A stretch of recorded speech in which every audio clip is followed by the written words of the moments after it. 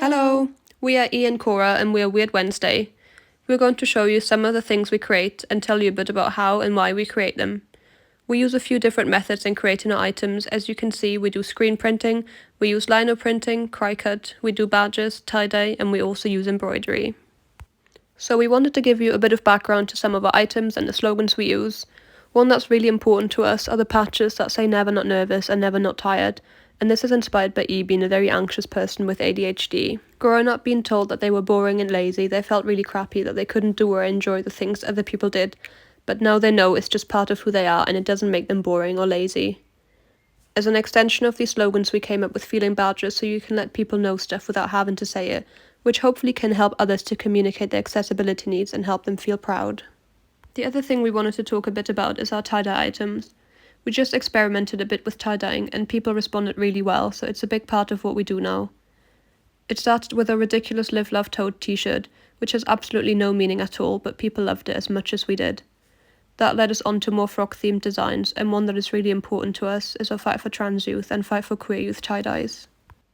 Showing up for queer and trans youth and fighting for their rights is so important to our community, so these really resonate with people and it's lush to see. It's such a simple yet powerful way to show support. You see people wearing the t-shirts and it instantly connects you. We have been tie-dyeing them in different colours also to represent different pride flags so that people are able to share these statements while also proudly representing their own identity. A lot of the things we do are simply what we want to put out into the world. It's us sharing how we feel, and a lot of people seem to feel the same.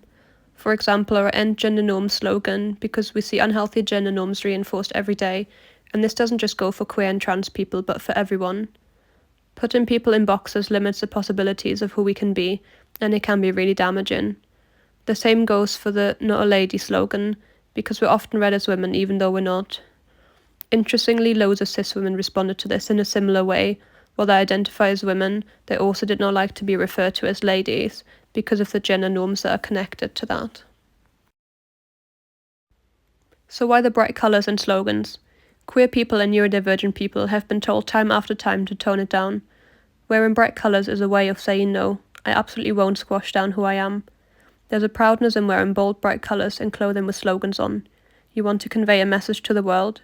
Your outfit reflects who you are. You can create talking points, make statements, show solidarity, connect with others who feel the same, and maybe make some people think. And most importantly, you can just wear what feels comfortable and right to you.